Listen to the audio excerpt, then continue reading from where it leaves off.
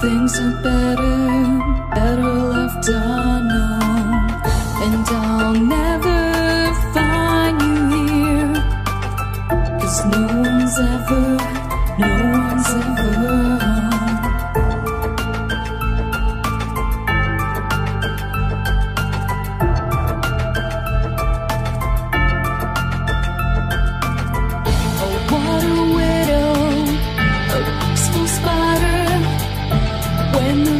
Is clean, she's a sneaky hider. Hide the lies and the alibis. Oh, what a sinner, is it in her?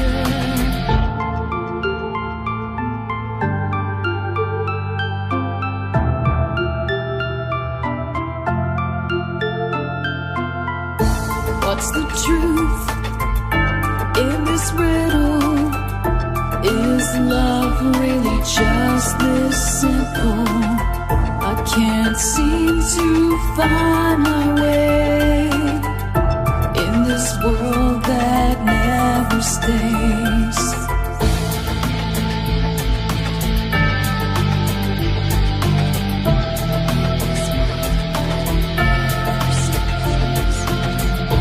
What a widow, a peaceful spider. When the glass is clean, she's a sneaky hider. Hide the lies and the alibis. What a sinner, is it in her?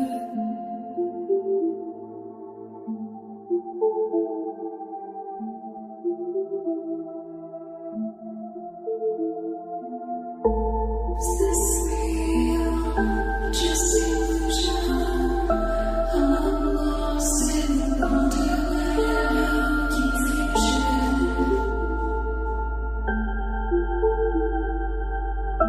I'm lost in wonderland of confusion. Is this real or just illusion? Manifestation or a dark delusion? Is this real or just illusion? I'm lost in a wonderland of confusion.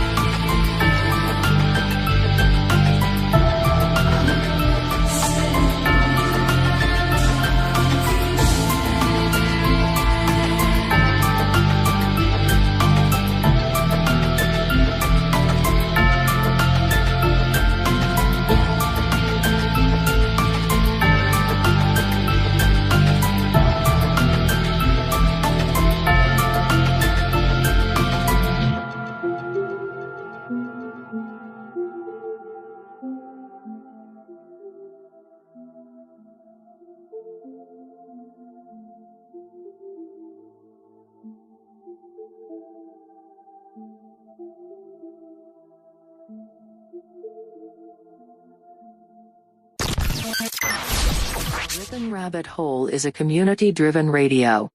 At times the community comments may reveal prejudices and other beliefs that we or our sponsors do not condone. Views or opinions expressed by the community, callers, or guests, are those of the individual speaking and do not represent the views or opinions of this site. Rip'n Common Sense content is intended for mature audiences only. Enjoy.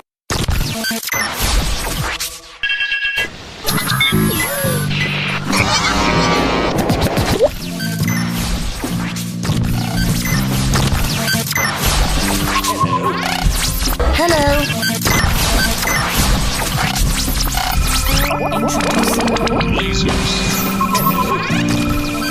Hello.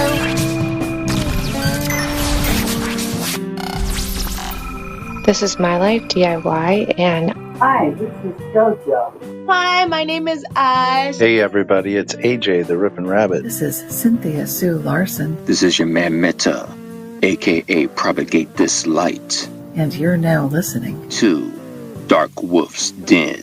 To Darkwolf's Den Show on Rip'n Common Sense Radio. This station is now the ultimate power in the universe.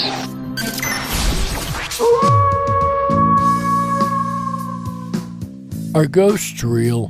We had 1,000 hours of continuous communication with the spirit world. Does time travel actually exist? The laws of physics seem to be compatible with time machines.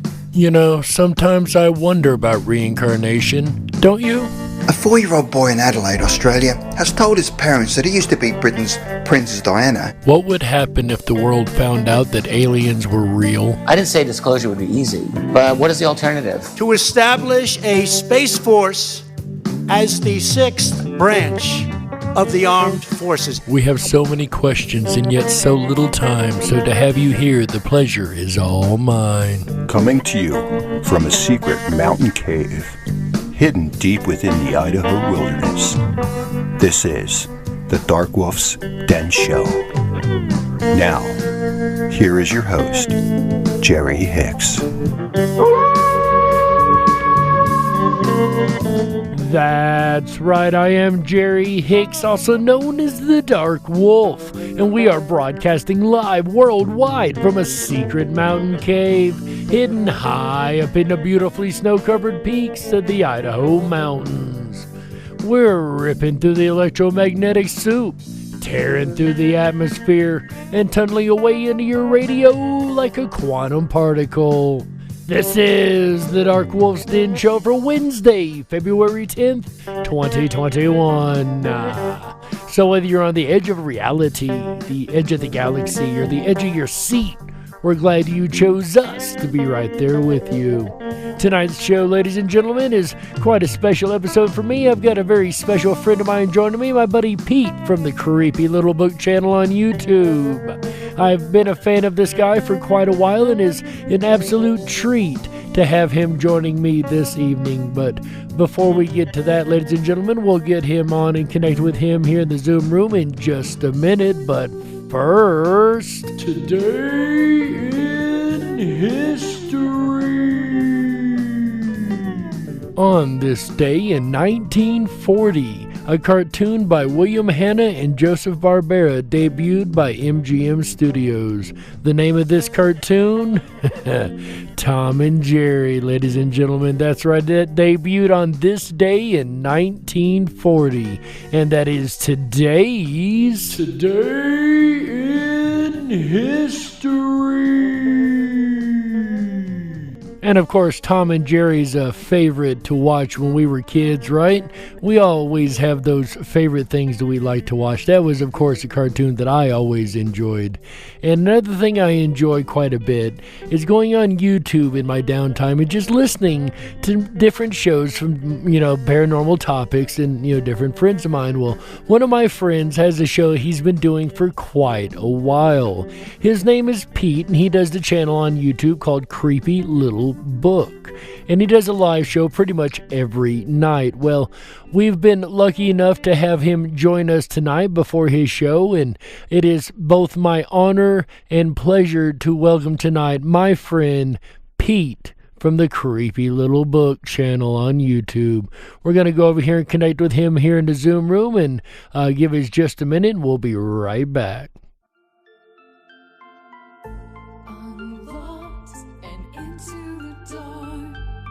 Some things are better left unknown. And I'll never find you here, 'cause no one's ever. And welcome, ladies and gentlemen. We have with us, as I've said already, our friend Creepy Little Book Live. His name is Pete, and we are absolutely thrilled to have you here, Pete. How you doing, bud? I am doing great. Thank you so much for having. Really appreciate it. It's a really good time. It's always a pleasure, man. You've got a great show over on YouTube. I've really enjoyed watching you for quite a while. You used to do short videos, then you've done live shows. You've done a little bit of everything. How long have you been on YouTube, bud? It's going to be 7 years in September. And tell us about your channel. Just tell us about the overall, what do you do? Well, I delve into the esoteric and the extraterrestrial, the full range of the unexplained. I consider myself a master of mysteries and an antiquary of the arcane. But at the end of the day, I'm just a dilettante who finds all of these fascinating topics interesting and informational. Well stated, my friend. So that pretty much sums up what we do over here. We cover everything from the esoteric to the extraterrestrial to the consciousness to all the mysteries of the supernatural and paranormal. So you are definitely in good company, my friend. You also used to do music, right? You're the second interview I've had on this show, and you also used to be a musician. Is that correct? I was a musician mostly through my 20s and early 30s. I played with local punk rock bands on the East Coast here. It was a good time. I opened up for some pretty big acts. You know, we opened for the Misfits a couple times. We played with like Silverstein. So some bands like that, Casualties, you know, Defiance, larger punk bands, of course, from around the country. It was a good time. I mean, it was wild days. They were. But that's all in the past now. I don't really make music as much anymore, except for the hit song that I sometimes play on my show, Bedroom's Got a Drain. I don't think I've heard that in a while. May have to play that again sometime soon. Yes, I'll have to. It's a joke song I wrote with a couple friends one night, but I do happen to play it on my stream every once in a while. Yeah, my bedroom's got a drain. You know, that reminds me of a waterbed in the 80s, right? Is that how exactly?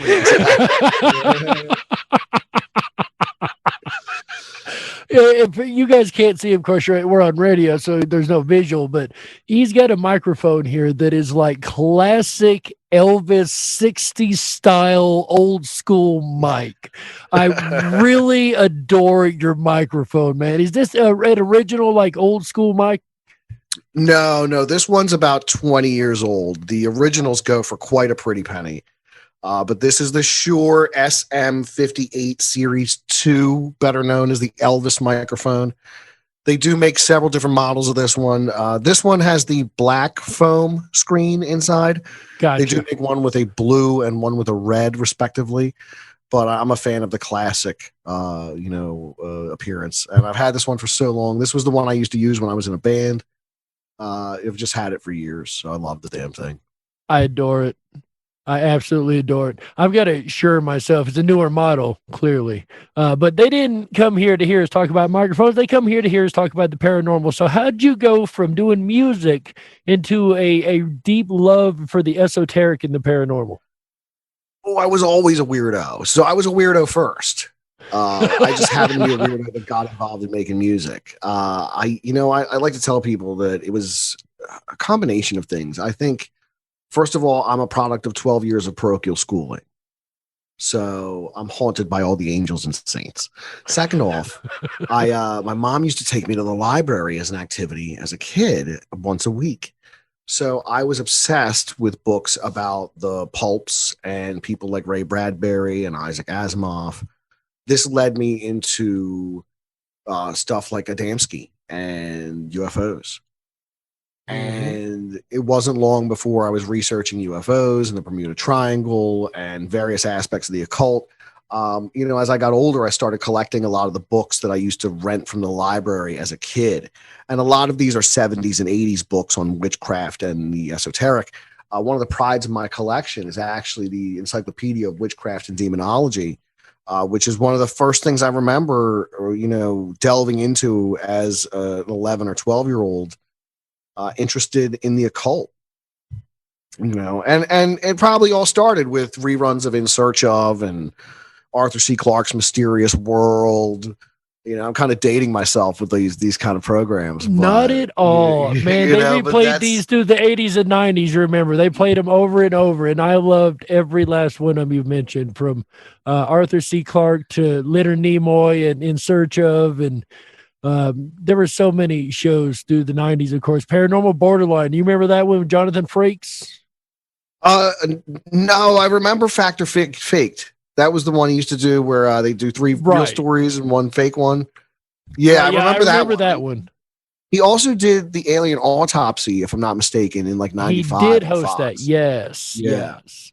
Hey, I grew up on a lot of this too. I actually found a book in the library when I was 12, and it had all the different, from Nessie to the Bermuda to the UFOs to the whole lineup, and I was hooked from that moment on.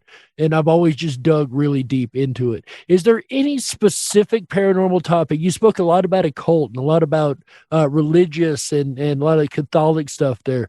And I love the fact your mommy's taking you to the library. That is really awesome. Anybody who's got parents, you want an activity to do with your kids, library. There you go. You cannot go wrong. It's a lost art reading. It really is. But is there any certain paranormal topic that you really prefer above any other? I noticed your picture, Spring Hill Jack. Is there something with that you know? No, you know what? I was using Crystal Ball from G.I. Joe as a picture for a while there as an avatar. Spring Hill Jack, I like Phantom Attackers. I think they're fun. The Mad Gasser of Multoon, Spring Hill Jack, to some extent Jack the Ripper. These Phantom Attackers they can never really nail down. Zodiac. Even Zodiac, I remember Zodiac. There was a Weekly World News edition of the Zodiac killer in the 80s. It was the Zodiac back, and it was just tabloid junk. Right. But I remember that image of the Zodiac with the bag on his head and the cross, the circle, and holding the gun, vividly burned into my memory. Right. So those kind of eerie things. And I think there was a lot more emphasis on the mysteries and eeriness of the world throughout the 70s, 80s, and 90s. It wasn't really all dispelled by the digital age at that point. You don't hear so much about the Bermuda Triangle anymore. But during the 70s and 80s, I mean, it was the height of the paranormal, the mysterious Bermuda Triangle. So these kind of things come in and out of vogue over the years. There was a big popularity of the Bigfoot during the 70s. Probably the heyday of Bigfoot was in the 70s. Right. And even with the occult, you see the occult is kind of cyclical. It's really big in the 1880s after, just after the Civil War. People are very into occultism and spiritualism. It's big again during the 1920s. People are big into spiritualism again.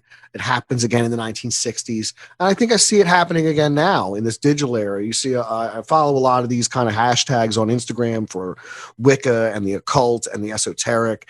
And you can see there's a lot of people that are into this. There's a lot of these digital witches out there who are learning the craft because of the internet. Absolutely. I fully agree. I actually had studied Wiccan and the witchcraft and the natural magics and the multitude of different magics myself when I was younger. Now, there's a difference, and you brought this up last night on your show, I do believe. There's a difference in studying and practicing, right? Absolutely. I consider myself a researcher. I kind of study these topics, but I'm not a practitioner. I own tarot cards for the purpose of collecting the artwork on them. Right. I like the deck. Yeah, sure you do. You read the magazines for the articles, right? Yeah. What you guys can't see behind me is I do have several pieces of artwork from an artist named J. Augustus Knapp. And J. Augustus Knapp did artwork for the fantastic book Etadorfa, which has to do with a fantastic journey through the Hollow Earth. But he also did a tarot deck with Manly P. Hall back in the 1920s. This tarot deck was reissued again in the 1990s, and that reissue goes for a pretty penny. But they recently, the Philosophical Society out there in, I want to say San Fernando, California, where it could be located in Los Angeles. I could be mistaken. But anyway, Manly P. Hall founded a Philosophical Society out there in California, and their gift shop was selling a reproduction of this tarot deck that I simply had to have just because of the artwork.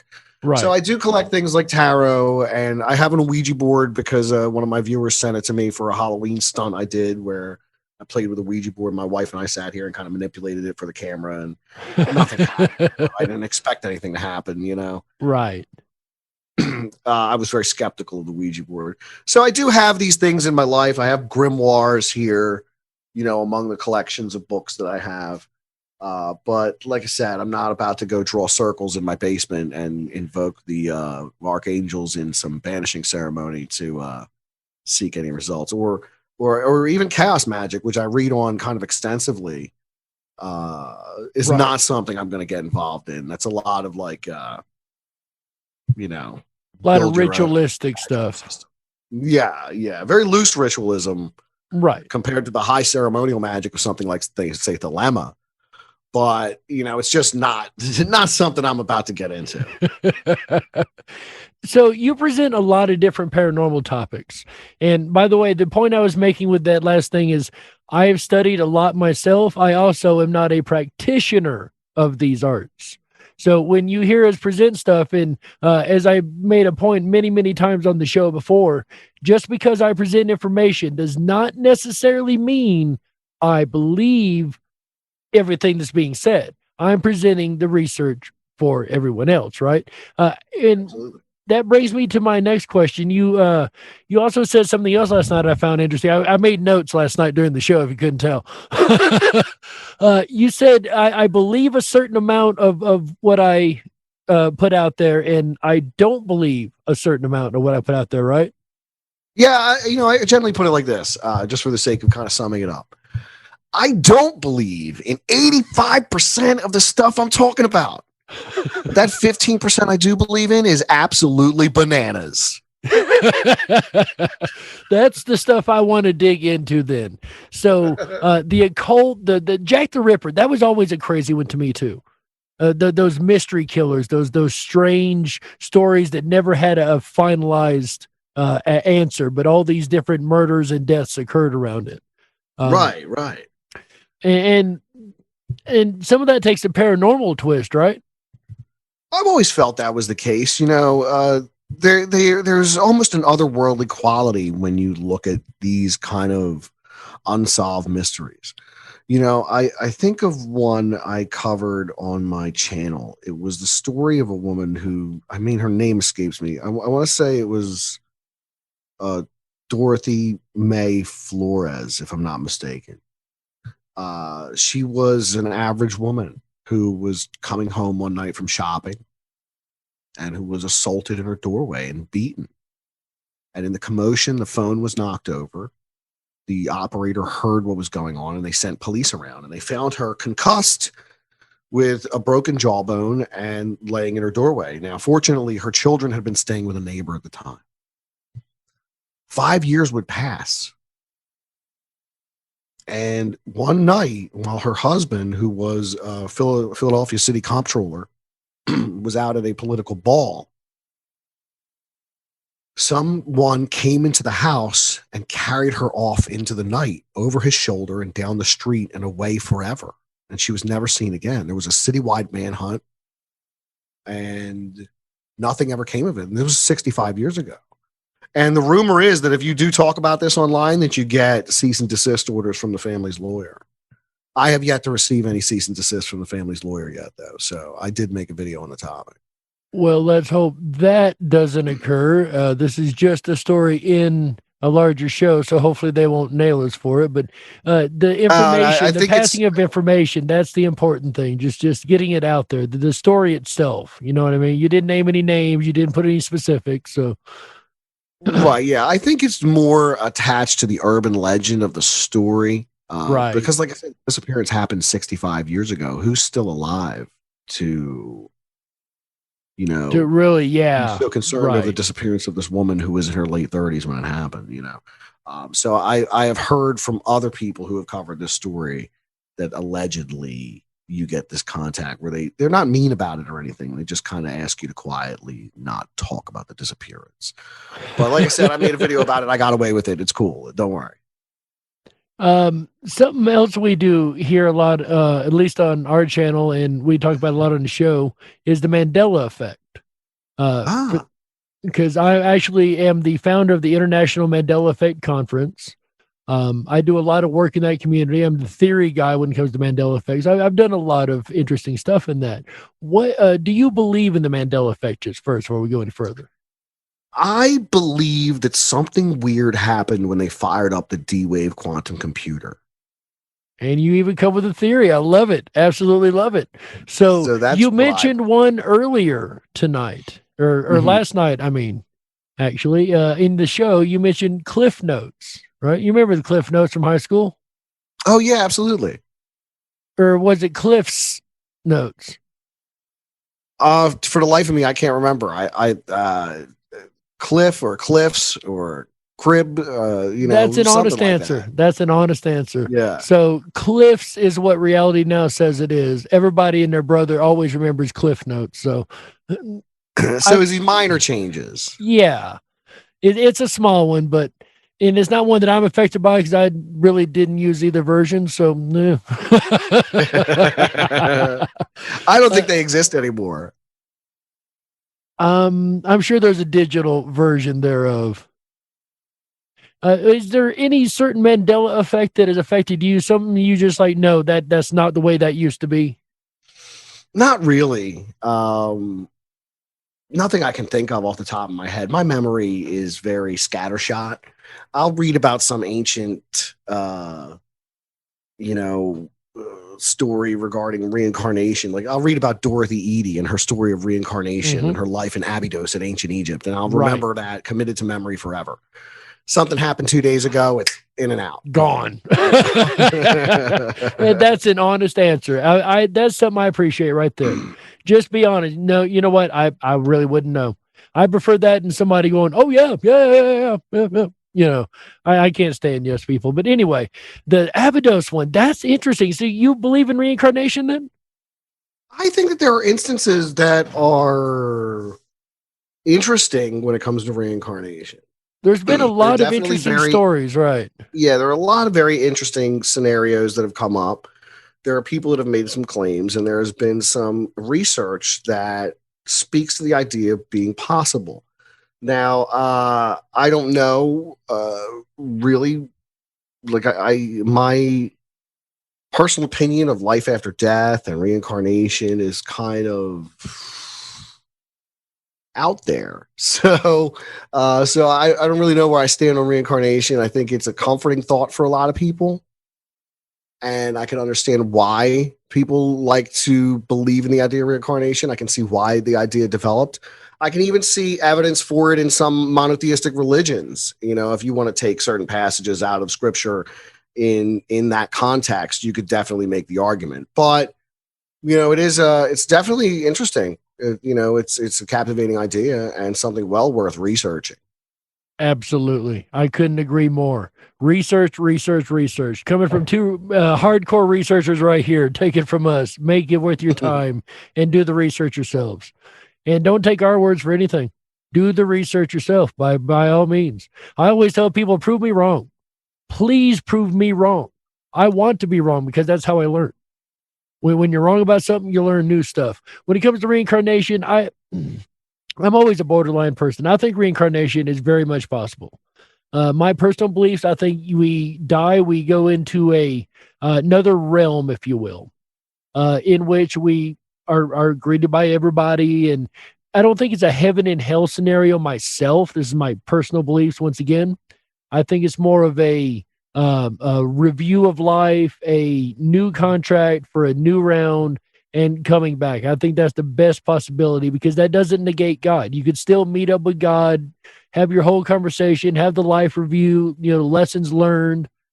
But I just don't see us floating around on clouds all day with harps. That just seems a little boring to me. I could be wrong.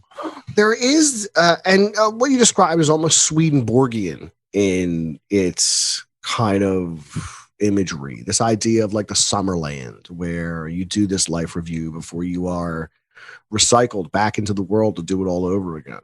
But I kind of think that Swedenborg was onto something. So if your listeners aren't familiar with Emanuel Swedenborg, he founded the New Church. He was also somebody who predicted like a great fire when he was 400 miles away from it, the fire that threatened his home. And he became famous for this prediction throughout most of, I think he was from the Netherlands or Holland, if I'm not mistaken. One of those countries. Sounds very Finnish, Swedish type. Yeah, or he was in one of those countries when the fire happened. But his name was Emanuel Swedenborg. He did found the new church, and their aspect of how they view the afterlife is very much like that. The Summerland, this place of review. I kind of thinking of it as like you wake up in the forest, and then people show up. I don't know. That's how else I could visualize it. Well, there's also this idea of quantum immortality. Have you heard this concept? No. So based on the idea of many worlds and quantum jumping and that whole, slipping through realities, if you will, the idea is if you die, then consciously you just jump to the next closest reality that matches where you were. So your body here is dead, but spirit, you end up in another body, in another world, another reality, if you will. And you just carry on as if nothing had happened. You wouldn't know any different. That's bizarre. Yeah, a little bit. Tough to wrap your head around, and that's the kind of thing with a lot of these concepts. I mean, some of them are so heady. It's really, it's understandable why religion developed to try to answer a lot of these questions. Do you think religion got a lot of the answers right? I guess it depends. If you look at how religion works, in some cases, there's an attempt to answer every question. In some cases, there's an attempt to address every plausible scenario or to address every piece of scripture down to the last, jot and tither. Right. And I can understand that. I can see why that happened. That's why you have these great church fathers. That's why you have, Augustine of Hippo and Ignatius of Loyola. That's why these guys exist. Because there were these great doctors of the church who were delving into the philosophy of the spirituality that was developing around Christianity. And it's an amazing thing to read. City of God. I have an abridged version of it because it's big. But City of God is an amazing read. Augustine of Hippo was a Manichaean who converted to Christianity in his 30s after he had a kid out of wedlock. I'm sorry, he was a mannequin? A Manichaean. What exactly is a Manichaean? I'm sorry, I got to break that down a little bit. They worshipped Mani, the prophet Mani. Okay. This was an ancient religion that rivaled Christianity up until the 4th century. So Manichaeanism. And he was one of these Manichaeists who lived a wild life up until his 30s when he converted to Christianity. And then he becomes one of the doctors of the church. Like his book, City of God, were his volumes. I think there's 9 or 13 volumes of City of God. It's rather long. Oh, wow. That's why I recommend an abridged version. Really delves into the history of Christianity as it was understood at that time period. He even mentions at length the pagan prophet Hermes Trismegistus, the thrice great Hermes of Greco-Egyptian mythology. And he considers Hermes to be the great pagan prophet who foretold Christianity and the demise of Egyptian religion. Wow. Now that's something else you've talked about a lot in your show is Hermes. Yeah, Hermes Trismegistus. That's my man. So is it fair to say that he is Thoth? Do you believe that he is Thoth in just different carnations, different names for the same guy across history and in the tablets? And tell us what you've learned in your research on that. That's how the Greeks viewed it. So the Greeks and the Egyptians, their civilizations come together because of Alexander the Great. He conquers Egypt. And the Greeks don't really like the whole idea of their gods running around with animal heads on them. So they start to amalgamate. And they see in Hermes the same character that the Egyptians see in Thoth. This messenger of the gods, this god of writing, this god of wisdom. So they conflate the two into one. And they also did this with Serapis, who is a combination of Osiris and the Apis bull. And Serapis would later become the consort of Isis in Roman mythology. And they would build great serapeums to worship Serapis in. And Serapis looks like, guess who? Thoth. No, he looks like Jesus. Jesus. Oh, Serapis looks like Jesus. Really? Yeah. But Serapis, the serapeums are important because when the Library of Alexandria burned the first time, some of those works were taken and housed in the serapeum.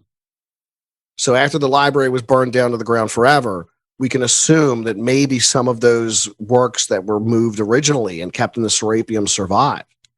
Now, the Serapeum was eventually burned down by Christians, but we hope that some of it were burned down by the Christians wound up in the Vatican archives. So maybe those things exist somewhere in Rome to this day. So they've just went under like the most heavy lock and key ever, but they may still physically exist, and we'll never actually get to see them. Unless you know exactly what you're looking for and can translate the languages they are in, you're not getting in the Vatican archives to get at them. But that's how it works. They don't necessarily put out a catalog saying what they have. Right. If you happen to guess that they have something, they might let you in to look at it depending on your credentials. So you or I probably wouldn't be knocking at the door. I don't think so. I looked into how to get an audience with the Pope, and you have to be like a head of state to do it. You can't just be a regular schlub. Gotcha. And the Emerald Tablets, do you think Thoth did the Emerald Tablets then? Well, there's the Emerald Tablets that were translated by the likes of Isaac Newton, which are very short, and there's the Emerald Tablets of Thoth the Atlantean, which are channeled information. And I don't necessarily take a lot of channeled information for what it's worth. I take it all with a grain of salt. Here. Channeling to me is as good as sitting there and kind of making up a story. But the work that was produced in this channeled information of Thoth the Atlantean is compelling.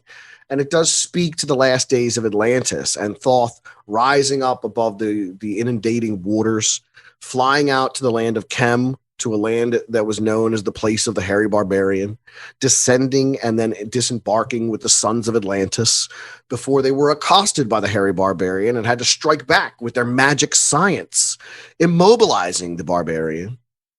And then they bestowed their technology and wisdom upon the people of Kem before sending off these other sons of Atlantis to different corners of the world to do the same.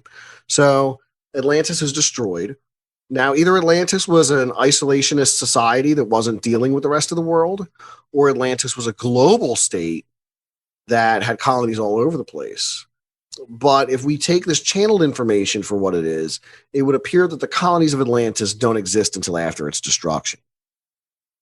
Gotcha. So I don't know. I think channeled I'm with stuff you on the channeled stuff myself. I'm not one of the biggest fans of channeled information. The tall white alien, for instance, I always thought that was quite hilarious. Just to name one, But we need to go ahead and take a network break right here. So you hang on, Pete, just a moment. And ladies and gentlemen, we will be right back after these messages. Don't you touch that dial. That's right. We got to stoke the fires and run off the men in black. Don't touch that dial. We'll be right back. Ow! That's right. Your weekend has officially begun. Give yourselves a round of applause for being smart enough to be here. Hi, everyone. It's AJ, the Rippin' Rabbit. Are you enjoying the program so far? If you are and you haven't done so already, please make sure to thumb up the video, hit that subscribe button, and ring that bell. You'll get our notifications every time we go live.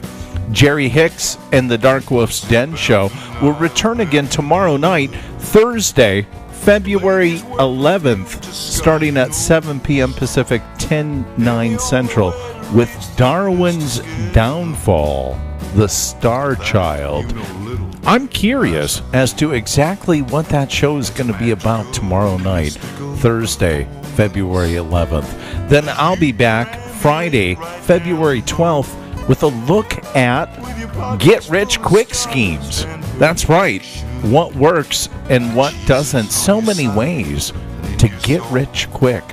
From the beginning of time till today, we're going to look at snake oil salesmen as well as the real deal and wise investments for getting rich quick in 2021.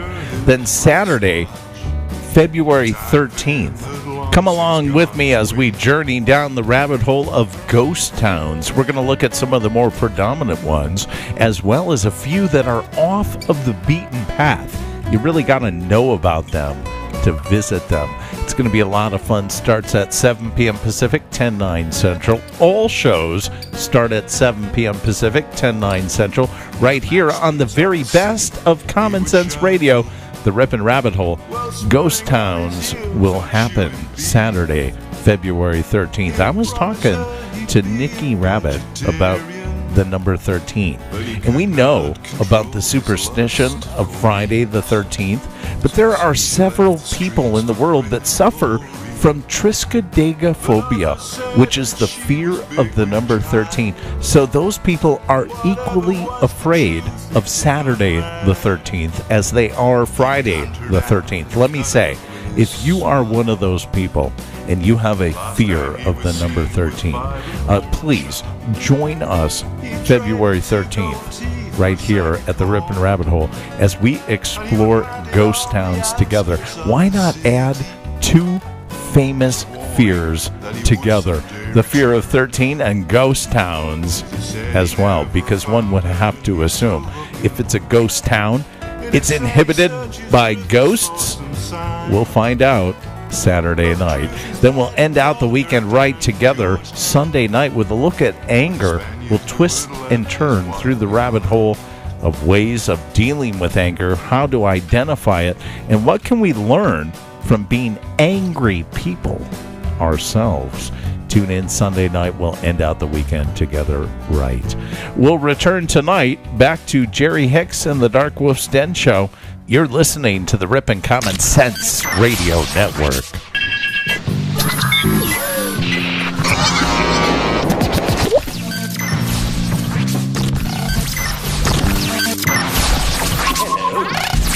Hello.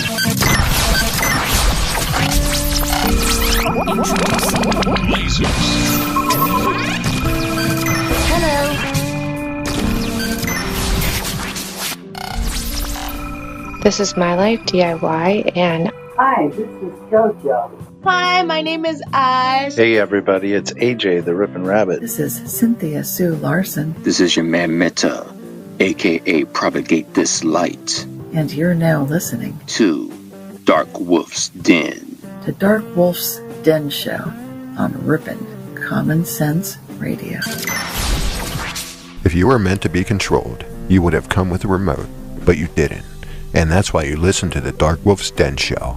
Now, here is your host, Jerry Hicks. That's right, I am Jerry Hicks, also known as the Dark Wolf, and welcome back to the second half of the Darkwolf's Den Show for Wednesday, February 10th, 2021. Whether you're on the edge of reality, the edge of the galaxy, or the edge of your seat, we're glad you chose us for another round of crazy. That's right, it's been an amazingly wild and crazy conversation so far, and I look forward to carrying on the conversation with our buddy Pete from Creepy Little Book on YouTube. If you're just joining us, we've talked so far about all kinds of paranormal fun, and we're really kind of bouncing all over the place tonight, and it's just a couple paranormal researchers having a conversation for you guys, and I'm enjoying it immensely, if you cannot tell.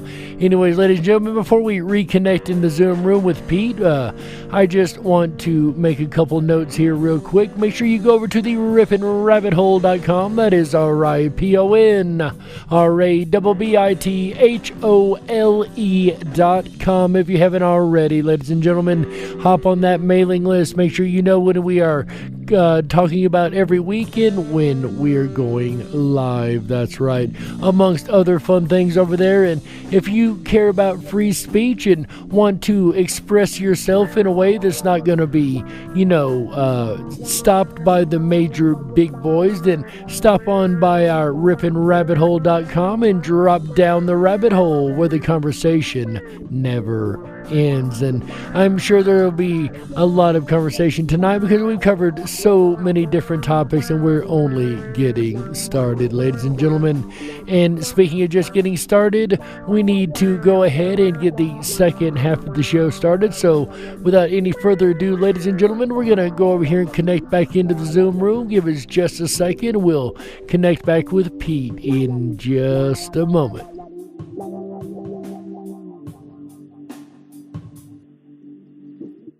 And welcome back, Pete. I am so glad to have you back for the second half of the show. We've had a heck of a jumped around conversation in the first half, which is great because there's so much paranormal to talk about. And that's what we both are, as paranormal researchers that dig all the way into the deep, deep bottoms of the rabbit holes if we can. Speaking of rabbit holes, we were talking about Atlantis before the break. And one of my theories, not necessarily based on the Emerald Tablets per se, but just from everything I've learned and all the research I've done, my theory is that's the reason we have pyramids across the world. I think the Atlanteans were the original pyramid builders, and as things were starting to go the wrong way in Atlantis, I think they had to scatter to every corner of the earth, and when they did, I think that was one of their symbols was the pyramid for whatever reason, whether it be energy or a sign of this culture or there's so many theories, of course, but what do you think about that the Atlanteans could be the reason the pyramids are from Egypt to Antarctica? I could 100% get behind that. And I've often postulated that theory myself. I think that it is very plausible that they were the initial pyramid builders. And that if they were to find Atlantis under the sea, they would find the ruins of the earliest pyramids on the planet. I think that this was also evident in the fact that the pyramids show up at the very beginning of Egyptian civilization, and then their civilization kind of deteriorates as time goes on. They're not making these massive pyramids as time goes on.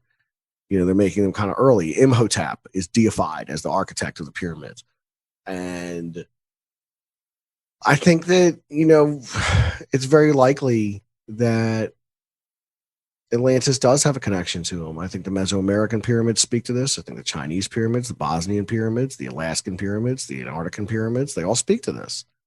So yeah, I think there's absolutely something to it. And I think the connection would be a great mother culture that existed at some point on this globe, whether it be Lemuria or Mu or Atlantis, or what was the one in India? Kumarkandam, I believe, in the Indian Ocean. Kumarkandam, yeah, that's the one that's off the underneath the ocean right now, off the coast. Mm-hmm. Yeah, absolutely. So it could have been any of these ancient civilizations where this originated, but we kind of use Atlantis as a catch-all for the term for whatever ancient civilization existed. It may not have been Atlantis as we think of it. There might have been something before that. For all we know, science tells us that humans have been on this planet for 200,000 years. Yet our recorded history only goes back 6,000 of that. 97% of human history is lost. What was going on? I find it hard to believe that it was just nomads wandering the earth, barely scraping by, trying to survive, living like cavemen for 190 something thousand years. Right. And then all of a sudden, just snap, here we are. We're doing civilization now. We're doing something completely different. Exactly. Like now we've got civilization. Göbekli Tepe speaks to civilization. Dude, you just took my next example. I was going to say these same nomadic wanderers all of a sudden decided, hey, let's build Göbekli Tepe. We have no tools. They haven't invented the tools yet. It's years before they supposedly will invent the tools, but they built it anyway. Yep, 13,000 years ago. Let's build it. Come on now. Come on. We were nomads, just barely out of Cro-Magnon. Yeah, I think that civilization has kind of risen and fallen several times. Who knows how advanced it got in the past? I mean, we could have already been where we are now. We could have surpassed it. Who knows if the Black Knight satellite was something we put up there 13,000 years ago. Dude, that's exactly what I was about to say, Nate. All right, yeah. When you got two researchers who have done the same kind of research. I was going to say maybe the Black Knight satellite would speak to that idea. Maybe it's a civilization that got wiped out, and that's the only remnant we have, is that going in a polar orbit. Yeah. Intriguing. I was watching a guy named Woodward. I don't know if you've seen his channel, Woodward TV. Oh, yeah, I'm a subscriber. He was talking a little while back about, I guess a couple weeks ago, about if civilization were to end today and everything was to crumble back into the earth, and just go into ruins. And another civilization, a couple thousand years down, or even a couple hundred years down the line, comes along and starts researching what's left. at what point are they going to have accurate information? Because you've got what, 3 or 4 civilizations at this point built on top of each other. Look at the churches that have built on top of older, you know. Are they going to dig down and say, oh, these people were this because that piece dated, you know, carbon dated to 2000, everything here is in the year 2000, when actually it could be from 18 God knows when, you know. Well, you got to figure you'd still have Hoover Dam. Right. Hoover Dam would stand for, what, 100,000 years or something like that. And Mount Rushmore. So who knows what they would make of those objects? Right, because, I mean, everything, we've lost paper pretty well at this point. It's done dissolved. All the real information, all the other information is online, and that's gone. So they're going to be kind of having to guess. I mean, maybe some of it would be a real head scratcher. And you got to figure that was the case with ancient Egypt for a very long time as well, at least until the Rosetta Stone came along and they were able to decipher it. You know, they didn't know what to make, heads or tails of this Egyptian stuff. Right. And it goes back to what you were saying. So we could be that civilization that's come along that's trying to figure out when there's multiple layers there and we don't understand that there is multiple layers. We're putting everything in this time frame. When, I mean, evidence is becoming more and more clear that the scientism time frame that they fed us is hockey. To be nice about it. Yeah, I mean, we are told an official story, and that is the case throughout most of our lives. You know, I think about some of the stuff that we're taught as children that they probably don't even teach anymore in schools. That has really gone the wayside, but you know, at the end of the day, was, you know, not necessarily true. Think of George Washington and the cherry tree. Right. That was a total myth. Yeah, I mean, it's an absolute myth, but it was something I was taught in school. Me too. And I don't think that's something they even broach the subject on anymore. Really? I wouldn't imagine they talk about that at all anymore. I mean, I don't imagine they're propagating that myth in schools anymore. That seems like a product of the Cold War and of American the idea of American exceptionalism. Right. Selling a dream. Yeah. Exactly. So before we get too far off on a topic we don't need to touch, I must remember my place here. Let's go back again to the what we were speaking of about, you know, civilizations rising and falling. Do you think perhaps maybe we didn't exactly start on this world? I love those kind of theories. I've been looking into something over the course of the last year that I've been developing for an Antarctica video that suggests something to that very effect. And the idea of panspermia and life coming to Earth from other worlds is obviously not new. Right. Or even novel anymore. You know, this is something that we take as a matter of fact in science fiction, for a lot of reasons. But I don't doubt it in a lot of ways. You know, we are the product of exploding stars. You know, nothing would be here if not for stars going supernova and ejecting their elements out into the universe, or at least that's what science tells us.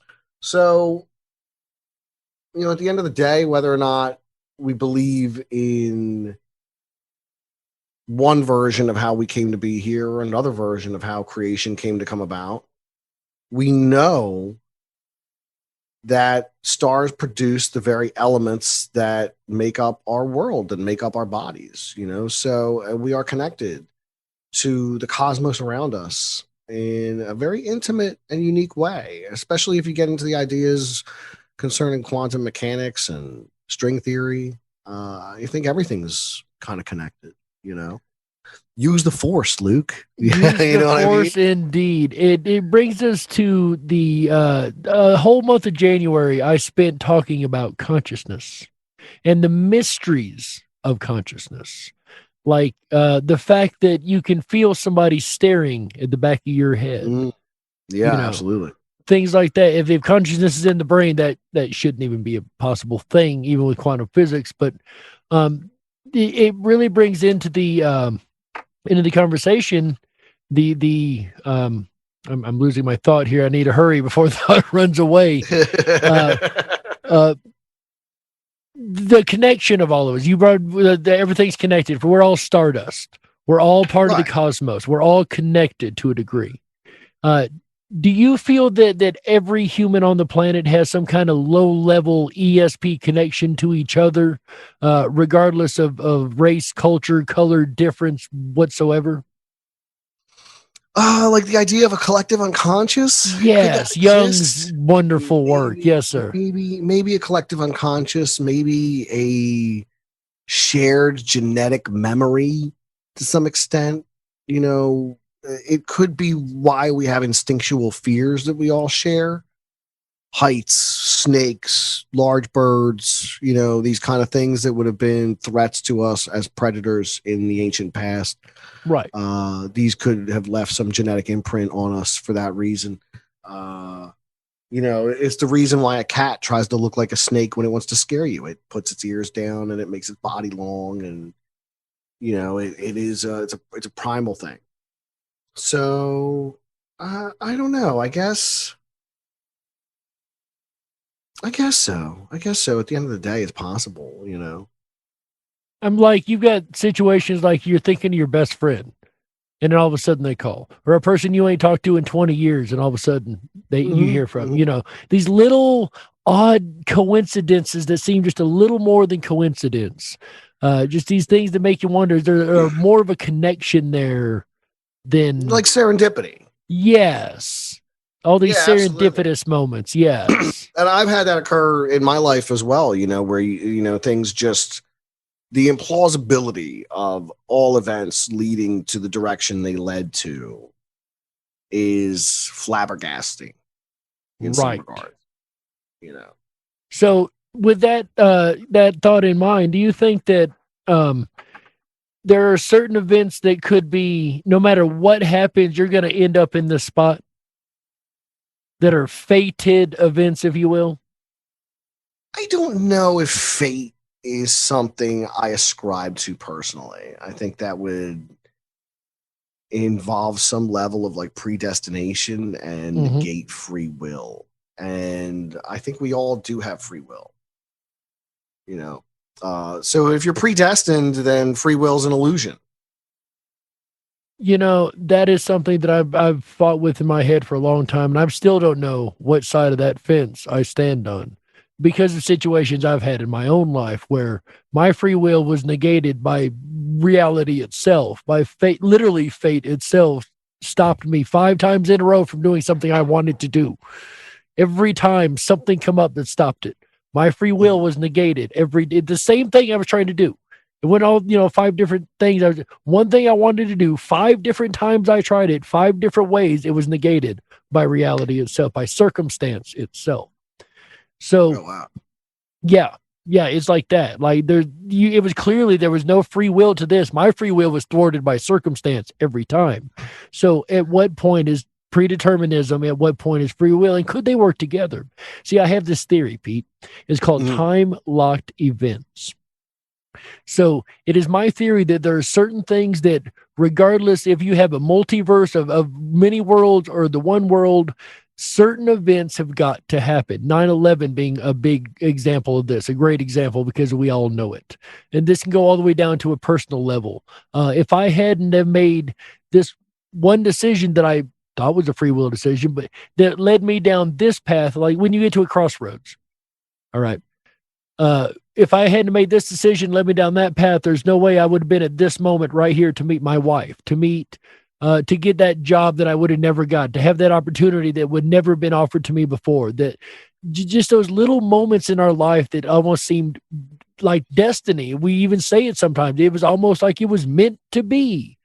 I call these time-locked events. These are really meant to be. Regardless of what free will path you choose in the middle, some way you're going to be guided into this event. You know what I mean? Does that make sense? It does. It does to some degree, it's probably the reason people marry someone that lives within 50 miles of them. It's probably the reason that, we see large scale events like, 9/11 act as these kind of points in time that would create almost like a gravity well, I think of, and it's like the way that a planet would displace a field of gravity, these events in time would displace the time continuum. Yes. Okay. Yes, absolutely. These time-locked events, these gravity wells, interesting way to put it. Landmarks would be a good way to put it. For a time travel, it'd be kind of like landmarks, these milestone moments, if you will. I don't know. So I guess the moments in between we have free will. It's just these larger moments, right, are inevitable. Right. That is my belief. Yes. I could see that's kind of a combination of fate and free will. And maybe that's how it works. Maybe it doesn't have to be a one or the other. Maybe it's literally both working together. And certain things have to happen, and other things, whether or not I spit on the ground right now is, that's not exactly something that's going to change the way the rest of my life works, Right.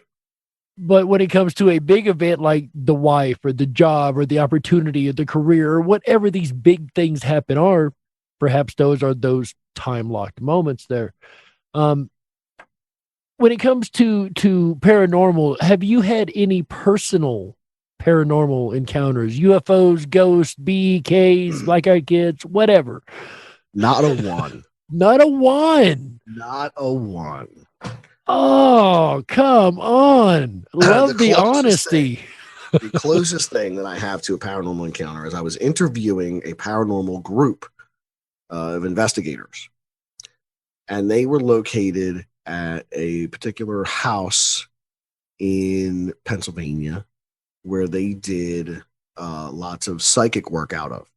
So, they would hold classes there. They would do mediumship there. It was, a very well-known Pennsylvania paranormal group.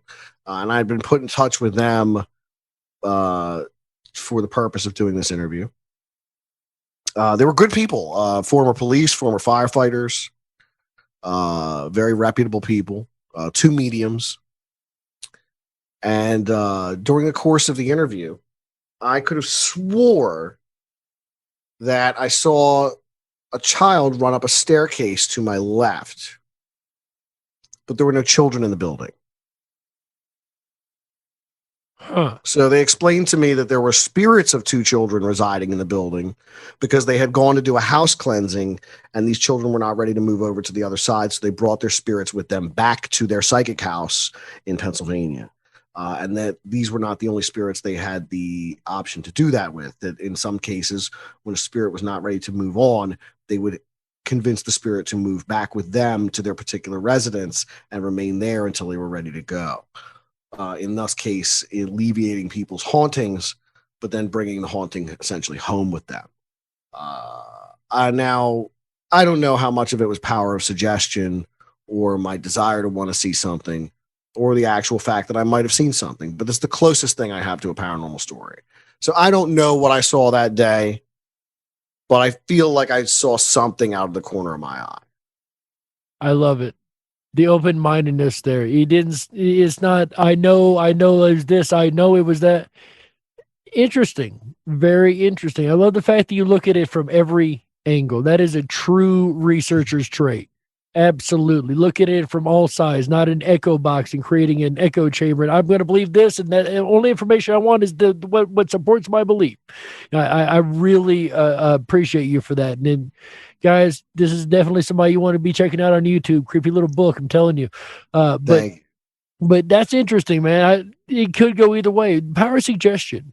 Do you think that builds or has a lot to do with the paranormal things like UFOs and ghost sightings, especially like ghost hunting, right?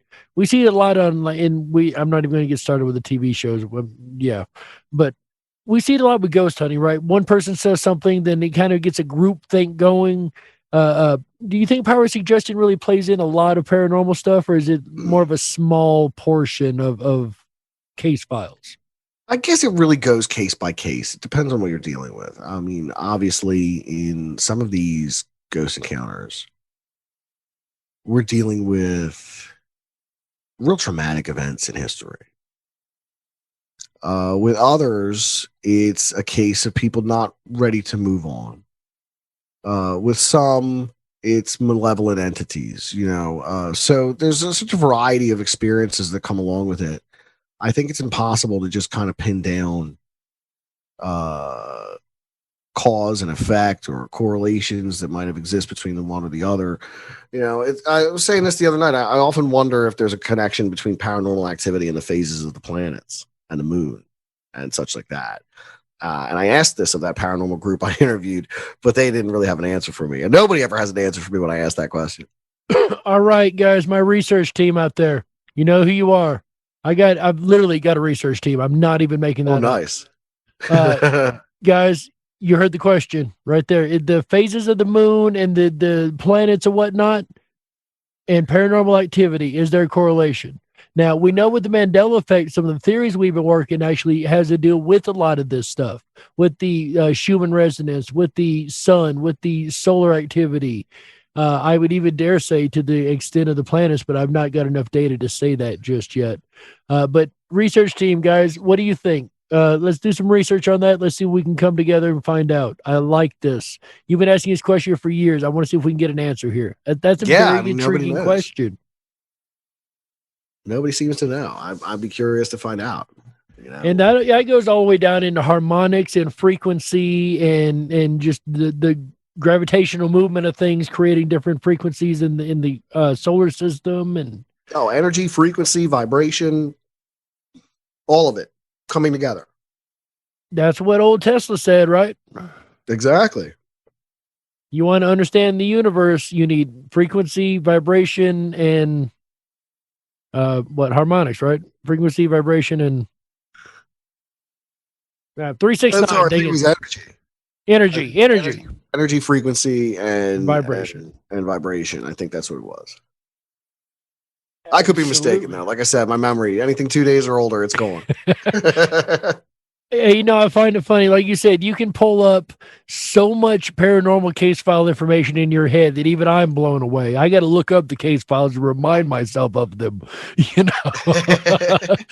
thank you. But other things, like you said, pay no lick of attention to. So that's why you're able to pull up that other information. I see. You cleared out the other rooms. I see how it is. I'm ashamed. I was talking to somebody about this the other day. I'm ashamed. I used to remember phone numbers, everybody's phone number. I knew everyone's phone number. Now, you know what I remember? How to click their name. Yep. Yeah, I used to remember dozens of phone numbers. Now we don't need to anymore. What's the point? It's a shame, man. I am so ashamed of myself. I counted the other day. I know 3 phone numbers. That's it. Yeah, sometimes I get my own wrong. Right? Well, I mean, how often do you call yourself, though? Yeah. That's not something I practice, What's really crazy is my phone number and my work phone number are very close. So I get confused when I'm right in the middle of giving it. No, wait, I'm in another. Hold on, back up. That's how I get you. Pete, I really appreciate you being here tonight, bud. It's been an amazing conversation. Oh, thank you so much. I've really been having a great time. I've had a blast, my friend. Where do people find you? Let everybody know where the from the Patreon to the Facebook. Let everybody know where Pete's at. Okay, so you can check me out predominantly on YouTube at the Creepy Little Book channel. I'm also on Instagram and Facebook and Twitter and Gab and Minds. So I'm all over social media as well. But if you're going to follow me on Instagram or Gab or Twitter. Those are probably the 3 most active platforms I'm on. Definitely check me out on YouTube. I do a show every single night at 1 a.m. Eastern Standard Time, Monday through Friday, and at 11 p.m. Eastern Standard Time, Saturday and Sunday. I also bang out every holiday. So if you're looking for something to do, after Thanksgiving dinner or after Christmas or even on New Year's Day, I'm here. I stream every night. And let me tell you guys, I cannot say enough. Go check this guy's stream out. I love watching it every night. I hang out over in the chat. The chat is amazing. The information's amazing. The topics are amazing. I can't brag enough about it. It's a show that I've watched for many years. Before we go, you used to do those little short videos. Are you going to be doing those again? The thing with the short videos is they take so much time to produce that I've had a lot of trouble finding those hours since I have 2 kids now. So the bulk of those videos were made prior to me having the children. And I really, a couple months ago, I tried to get back into it wholeheartedly where I was making those short videos again. And I was busting out 2 a week. Gotcha. And most people are completely unaware of that. So what happened is I was doing 60 hours of research to try and get 2 videos out a week. And they weren't getting the views. So I said to myself, am I going to keep breaking my back to try and get these videos done, or am I just going to live stream? So at some point I had to kind of let go of it.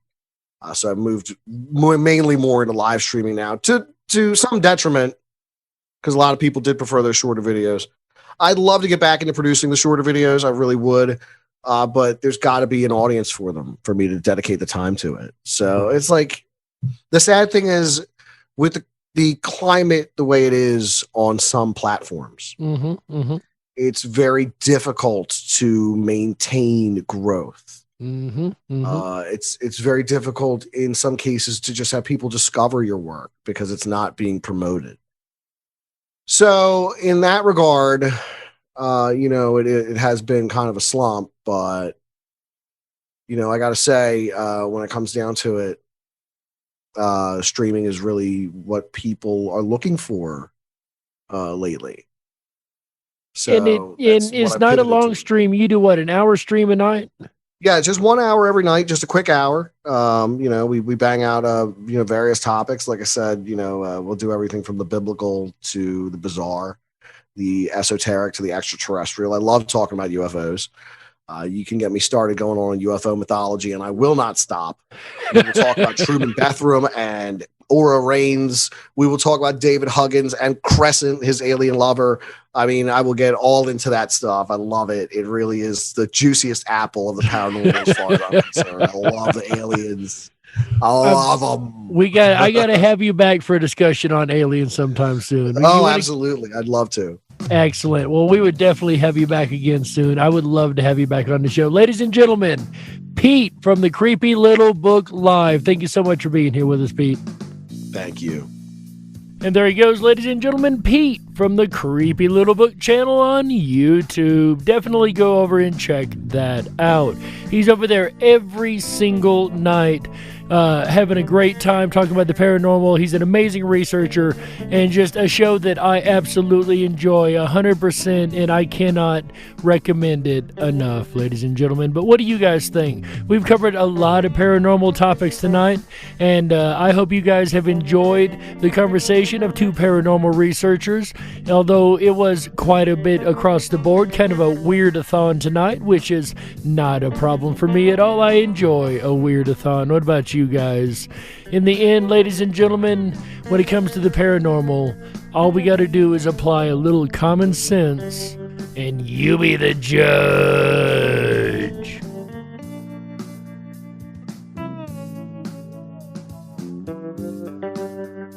We got to close it out. That's right. That's it for this episode of the Darkwolf's Den Show for Wednesday, February 10th, 2021. So whether you're on the edge of reality, the edge of the galaxy, or the edge of your seat, we're glad you chose us to be right there with you. Ladies and gentlemen, the den may be closing, but don't you worry, the weekend fun has only just begun. That's right, we will be back tomorrow, Thursday, February 11th, 2021, with an all-new episode of the DarkWolf's Den Radio Show. That's right. Tomorrow we will be discussing Darwin's downfall. That's right, what is that? That is actually the Star Child skull. There's been a lot of information since the finding of this artifact, and we're going to dig into how that affects scientism in the worst ways, which makes us very, very happy, of course. Then on Friday, February 12th, 2021, 7 p.m. Pacific, 10/9 Central, the other animal of radio, Mr. AJ the Rippin' Rabbit, will take to the airwaves with a Rippin' Rabbit Hole live show. That's right. He'll be talking on Friday, I happen to know, about getting rich quick. That's right. There's a lot of get-rich-quick schemes out there. He'll probably not only give you advice to avoid those, but maybe find the loopholes in how to actually get rich quick. For those who invested in Bitcoin way back, yeah, you guys have already made it there, haven't you? Anyway, ladies and gentlemen, then on Saturday, February 13th, 2021, 7 p.m. Pacific, 10/9 Central, AJ comes back to the airwaves with Ghost Towns. I happen to live around a couple ghost towns up here, and let me tell you, they are quite creepy. Old abandoned places that used to be cities at one time and are most likely haunted. That's right. That's why they got their name, right? Ghost Town. Nobody there but the ghosts. I guess you'll have to find out on Saturday, February 13th, 2021, 7 p.m. Pacific, 10/9 Central, with our buddy AJ the Rippin' Rabbit. Once again, ladies and gentlemen, then on Sunday, he's gonna round out the weekend right with a discussion on anger. This emotion can be both bad and good, and it's something that we do need to be careful of in how we express it, right? He'll be talking about all that and more on Sunday, February 14th, 2021. Is it really? I'll be darned, that's Valentine's Day. How do you like that, ladies and gentlemen? Anyway, speaking of Valentine's Day, one thing that I really love is to go over to the rippinrabbithole.com, my favorite, absolute, all-time favorite hangout, of course. That is RIPONRABBITHOLE.com. That's right. Over there, you want to sign up for the Backstage Pass. First things first, make sure once you've got your Backstage Pass, you are now able to get all the benefits of the site. The next thing you need to do is sign up for our newsletter. Do not forget to sign up for the newsletter. You'll find out every Wednesday all the topics we'll be talking about for the whole week. We send out one email. We don't do spam. We don't sell your information. We don't do anything crazy. We just send you one email one time each week with all the information that you're going to need. And you can share this with your friends, your family, your family's friends, or your friends' family. You never know who's going to be interested, right?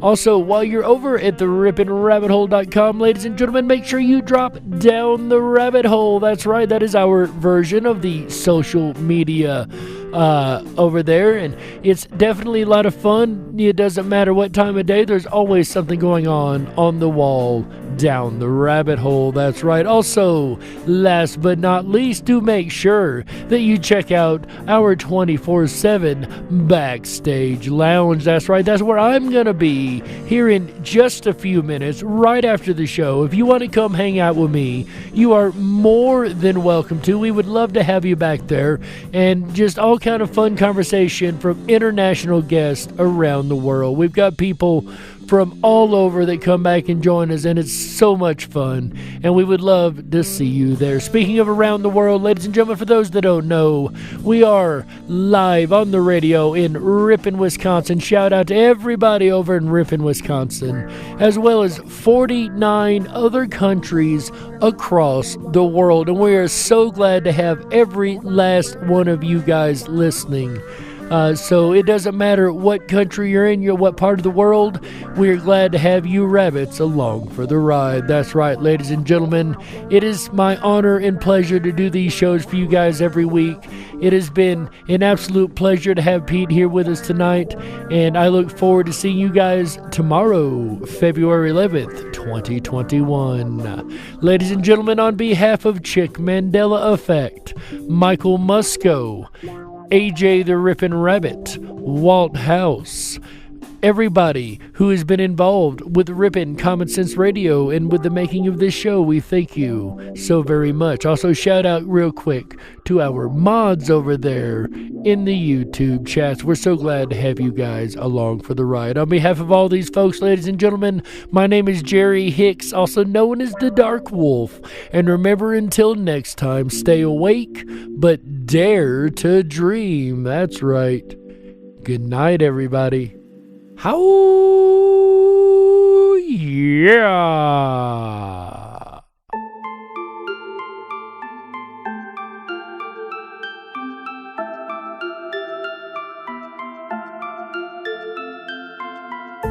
I'm lost and into the dark.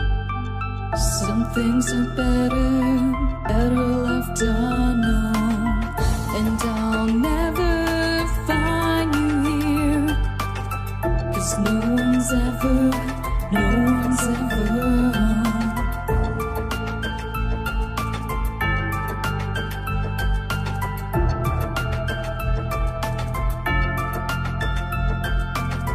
Oh, what a widow, a peaceful spider. When the glass is clean, she's a sneaky hider. Hide the lies and the alibis. Oh, what a sinner. Is it in her?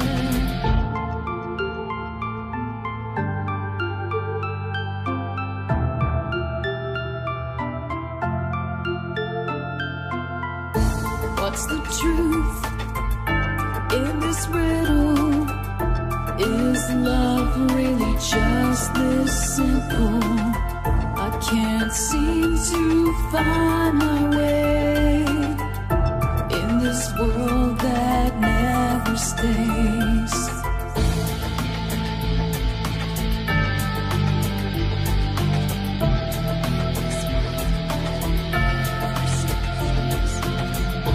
What a widow, a peaceful spider. When the glass is clean, she's a sneaky hider. Hide the lies and the alibis. What a sinner. Is it in her?